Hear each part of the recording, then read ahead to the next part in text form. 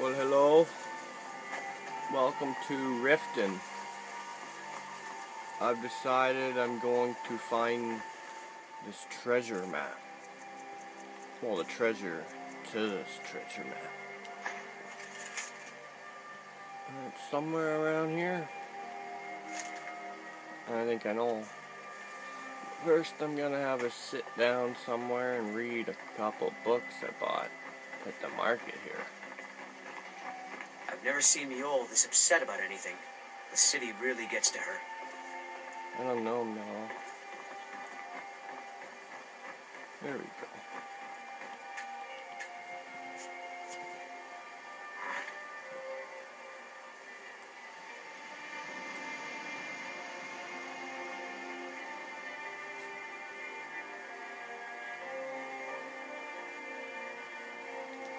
And the book is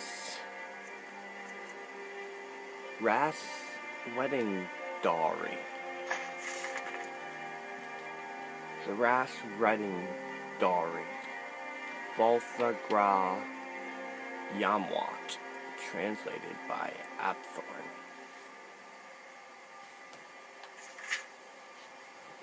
The poets are right. There is something life-changing about being in love, said Kapkajna Gra Menfang, sometimes called the Wrath. I haven't wanted to rob anyone or anything in weeks. Why, the other day, I saw the door wide open at a wealthy merchant's house, but my mind was fully occupied with what I should wear on my wedding day. You have been out of the right society for very long now, frowned her friend Cargal approvingly. You never told me what happened to your first husband. You know, the one the shaman gave you? Torn apart by ash goals, smiled Kapajana dreamingly. It was rather saddish, but I know nothing like that would happen to Wadward. No life of adventure for him. He's practically an imperial. In fact, he is one. Did I tell you how we met? Hundreds of times, grumbled Cargill, reaching for his flagon. He was your jailer and he refused you food until you promised to marry him. Have you ever heard of anything so madly romantic all your life? Sighed Kapashna, and then grew serious. I was going to say that I hope my old friends will wish me well, but as old Bosriel used to say, there's no point in hoping for what cannot be. We'll leave with the Imperial Knights for Balmora immediately after the wedding, but as long as we're in Dagenfell, the gang will find some way of disrupting my love life and bring me back to the light. I know it. As the days approached toward the Ras wedding day, there was certainly something sinister in the air that Kapajnana could smell when she was not transported by Haiti bliss. Dark figures seemed to shift in the shadows and disappear when approached. She recognized the clothing of some beggars near Woodward's cottage as costumes, but the mendicants hurried away before she could recognize which of her old gang was stalking her. But these moments of apprehension were few. Kapkajna was truly happy, making arrangements for the ceremony to be performed at the very dungeon where Woodward had imprisoned her. Her father was long since dead, another victim of the Ash Ghouls, and her fiancé's commander volunteered to act in his behalf. Of course, Kapkajna had to supply her own dowry. She spent every last mark of her savings of ill-gotten gain to buy her beloved a truly wonderful present. The wedding was set for the stroke of midnight. As is Orc tradition, the handmaidens, wives of imperial officers, were busily sewing her into her gown of red velvet and fine gold filigree in the mid-morning. Docetta, one of the handmaidens, remarked that she had heard that Kapkajna had bought Woodward a truly beautiful gift for her dowry. Let me show it to you, Kapshana giggled, dashing from the room half-dressed to her hidden alcove. The present had been stolen. The women were horrified, but the Wrath found herself merely irritated, not surprised. This was truly the old gang style. They knew that the wedding ceremony without a dowry was marked as unlucky. She asked her handmaids to finish dressing her quickly, while she pondered what the burglars would have done with her treasure. The whole region was honeycombed with secret lairs and abandoned sites. Thieves used to store their loot. There were obvious places, of course, but after much reflection, she thought of where she would have put it under similar circumstances. Once the handmaids had finished, Kapkajna bade them to make certain that the ceremony went on as scheduled, and not to fret as she might be a little late. She wrapped herself in a shawl to protect her gown from dungeon dust and set off for the shrine of Malakoff. The wraith had never before attempted to rob her own friends, and though she was peeved at them for trying to ruin her happiness, she had no interest in hurting them physically. Her style was to avoid conflict, though she knew it would be inevitable. The lessons her mentor Cargill had given her had helped her avoid lances and blades of guards and imperial knights over the years. Now she would see if they would allow her to survive a den of thieves and the unknown dangers of the shrine, without, most importantly, ruining her dress. The desolate place was so empty as she delved into it, and she feared she might have made a miscalculation. It was not until she found a small room hidden down a long corridor that she knew she was at the right place, and that it was well suited for an ambush. She grabbed the chest with her treasure within and turned to face the assault. Two of her old gang, Yoram and Yari, the Red Guard twin brother and sister, were outside the door as she came from the room. They knew the wrath better than to taunt her and immediately attack. Yoram struck out with a left thrust of his blade, while Yari sought to rush her. The wrath neatly sidestepped Yari, while dropping her weight to her rear left flank, shifting her right shoulder to the left to slip past Yoram's strike. The twins crashed into one another, and Kapkaja passed swiftly on. Almost immediately, she was set on by Agoni and Binya, his mace whistling through the air at her head. They had never much liked one another. The wrath snapped into a duck, so the mace whacked with a tremendous clamor against the stone wall. Binyar was thrown off balance, giving her a few seconds lead, hurrying up the passage. Ahead she could smell the fresh night air. The last of her dowry defenders was Sarok, an orc with whom she had shared a brief romance. It was he who Kapjana knew had masterminded the theft. In a way, and in context, she thought his devotion to her misery was rather sweet. At the moment, though, she was most concerned with avoiding his barbed axe that seemed ideal for breaking her dress's fine stitchwork and the flesh beneath. Bending her knees slightly, bobbing to avoid strikes to the head, weaving her head to confuse Soroth. At her next move, shuffling her feet arrhythmically, the wrath made an impossible target. She ducked inside his thrust, sidestepped his swings, and then sidestepped his thrust, and ducked his swings. As erratic as she tried to make her defensive moves, Sirk still kept pace with her, refusing to budge from his position at the dungeon outlet. Midnight was coming, and the wrath finally decided that she must end the confrontation. When Soroth swung out next, she sidestepped to her left, swayed down, and ducked her head, so the axe whistled over her right shoulder. In that instant, his right side was exposed, and she reluctantly smashed the chest hard into his torso. There was not enough time for Kapjana to see if she had killed him or merely knocked him unconscious.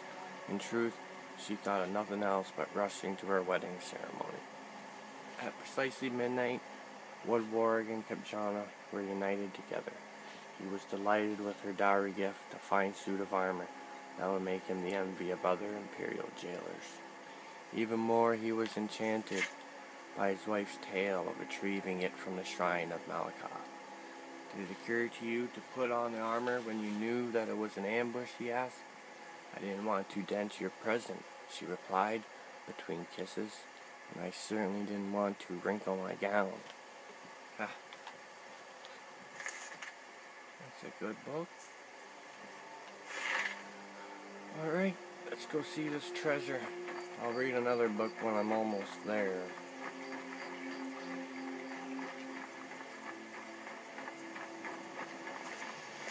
Trees. They're beautiful here. Reminds me of autumn at home. Yeah.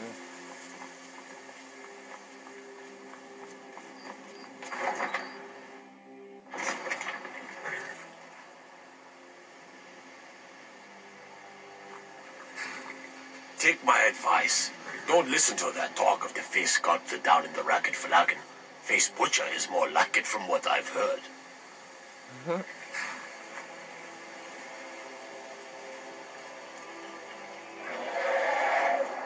I hear a dragon.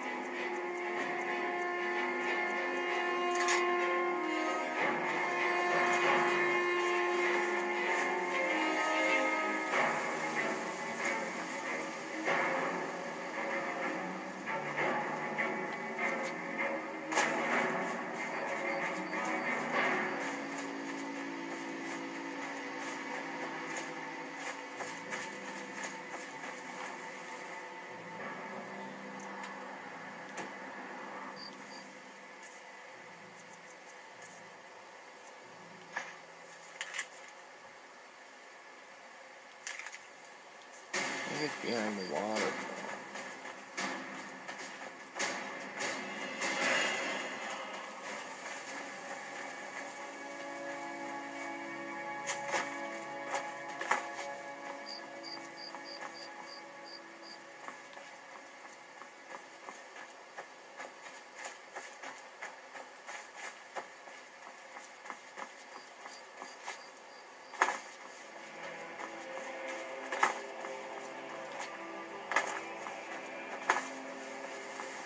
I hear water.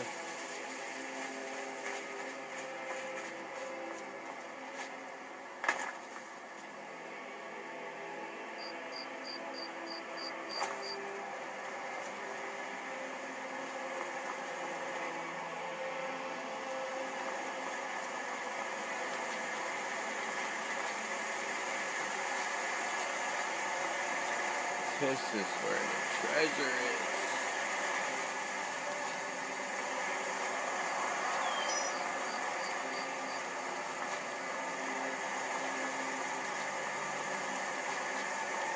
Get me up there.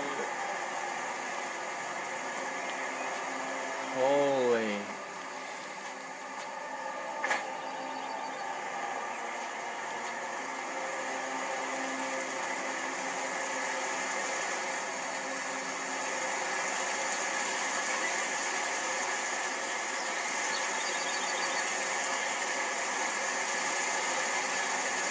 I found the treasure. Oh no. Oh yeah. Here it is. Oh, here's the treasure chest. Found it. Ebony battle axe of the blaze. Look at that.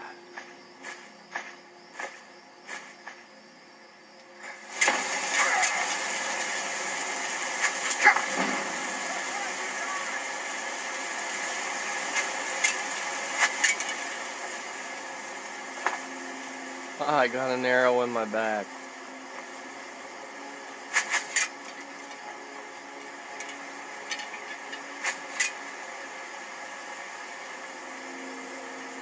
They can't see me.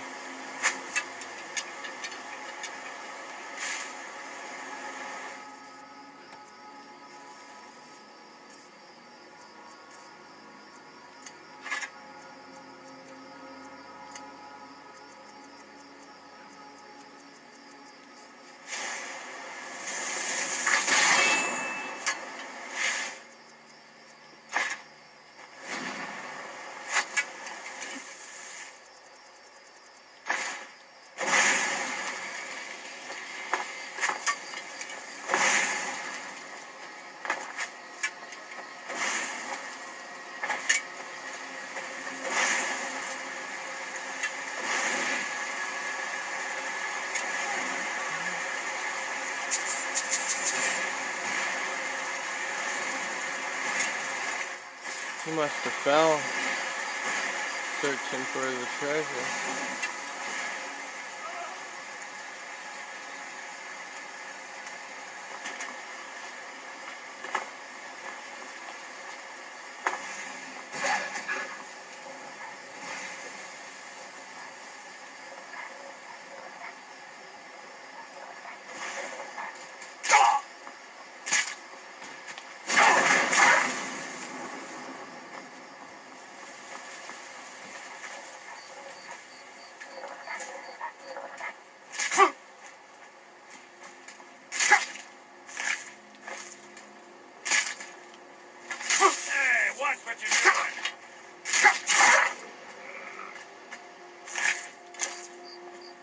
You talking to me? Who are you?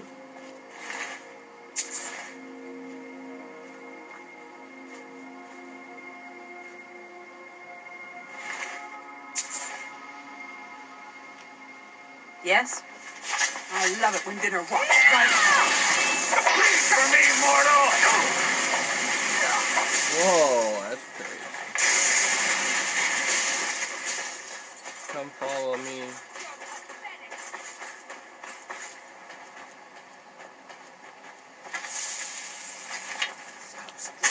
Oh, you are swift and beautiful.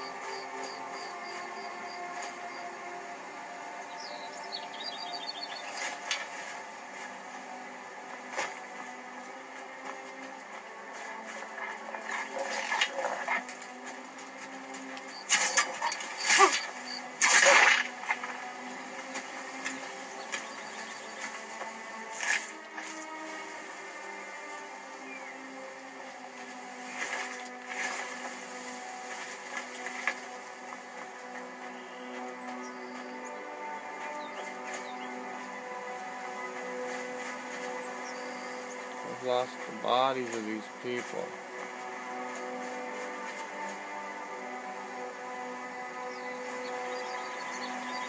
I heard something.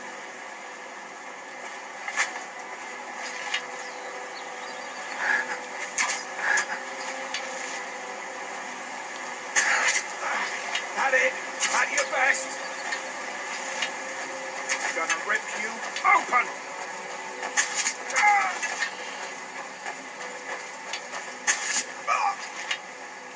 You ready to die today, huh?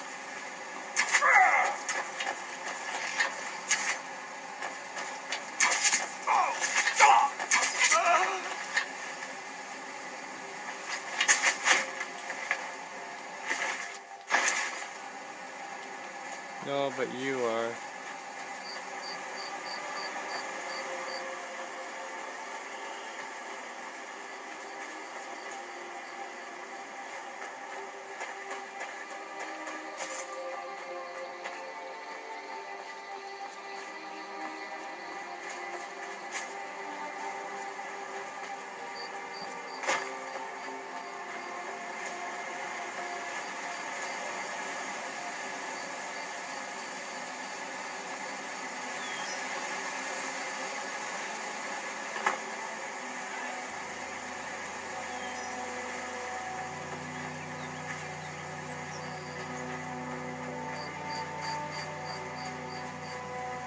They're around here somewhere, aren't they?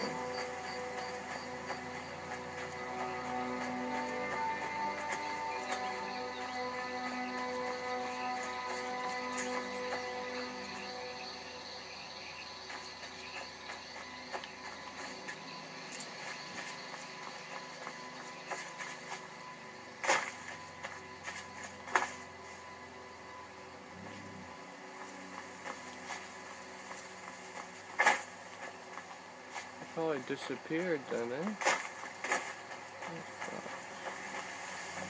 Well, I've got the treasure, so that's good. Now, I'm just gonna have a read of my last book I picked up at the Riften Market.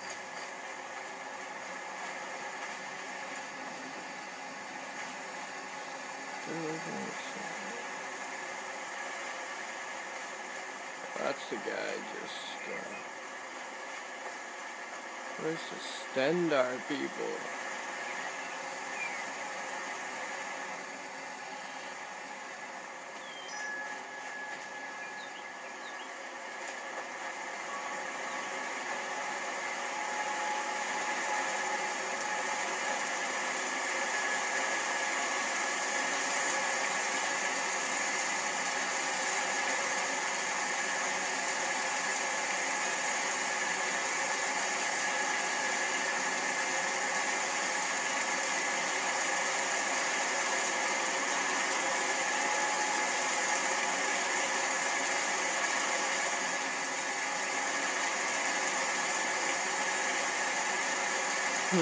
Alright, this book is called Yellow Book of Riddles.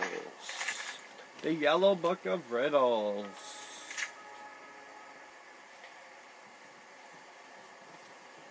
For earnest pleasure and the strengthening of the mind, the author here collects all that he has learned of the art of riddling by dint of diligent study and through years of discourse with others of similar inclination.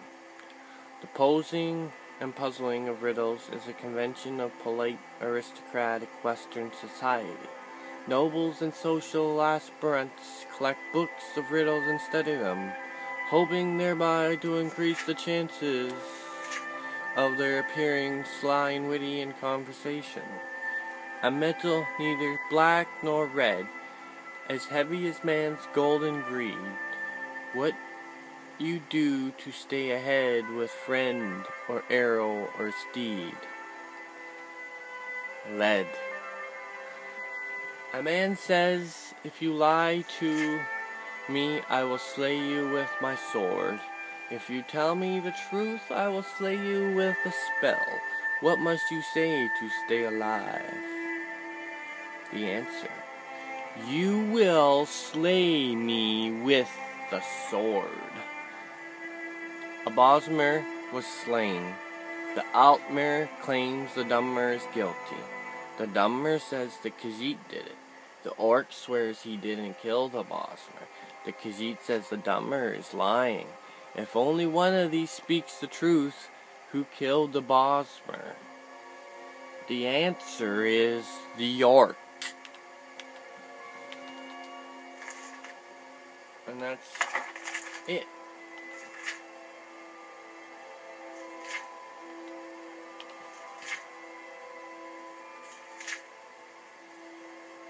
Okay, I guess that's it for my journey. Got the treasure. I'll see you back in Whiterun. Adios. See ya.